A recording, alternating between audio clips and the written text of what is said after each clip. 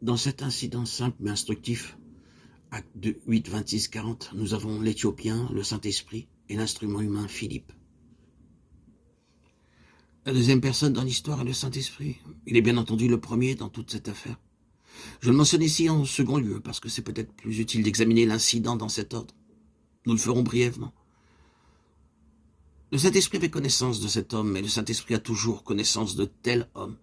Il y a un sens en ce qu'un Éthiopien doit précéder le Saint-Esprit. Vous comprenez ce que je veux dire?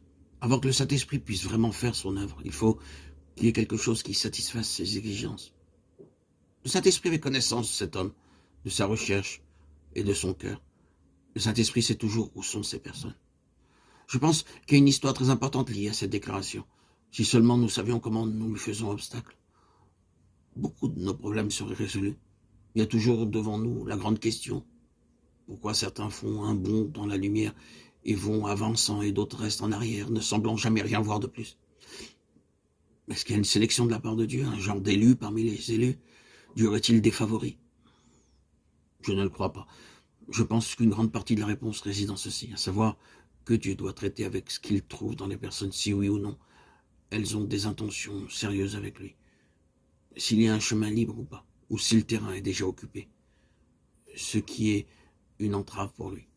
Je ne pense pas que quelqu'un manquera d'obtenir toute la lumière que le Seigneur veut qu'il ait, si vraiment il agit avec sérieux envers Dieu. Le Saint-Esprit nous connaît.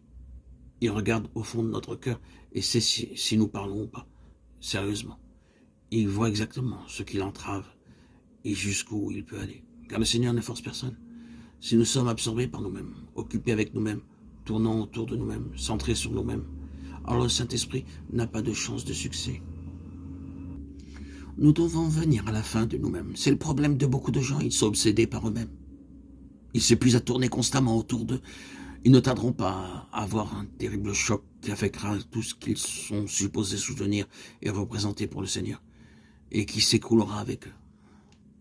Le Saint-Esprit n'a pas une voie libre. Nous devons sortir de ce chemin d'occupation de nous-mêmes si nous avons l'intention d'aller tout droit et d'avancer. L'Esprit Saint sait exactement où nous en sommes, si nous sommes tellement attachés à ces choses que nous ne sommes pas ouverts au Seigneur pour recevoir plus de lumière. Car nous pensons que nous avons tout, ou que les personnes avec lesquelles nous sommes associés ont tout, et nous en faisons partie. Vous savez ce que je veux dire? Le Saint-Esprit ne peut pas faire grand-chose avec les personnes qui sont dans cette position, et il le sait. Son attitude est « cela ne sert à rien, là je ne peux pas faire beaucoup, ils sont trop retenus ».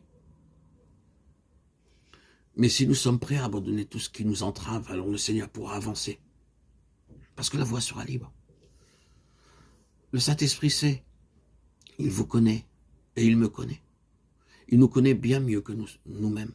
Nous pouvons penser que nous avons parlé sérieusement, nous avons prié beaucoup et longtemps implorant le Seigneur de faire quelque chose, alors que le Saint-Esprit sait très bien que nous ne sommes pas encore arrivés à une fin de nous-mêmes et de nos propres intérêts.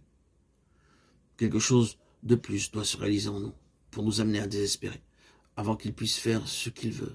Mais il sait, c'est ce qui compte.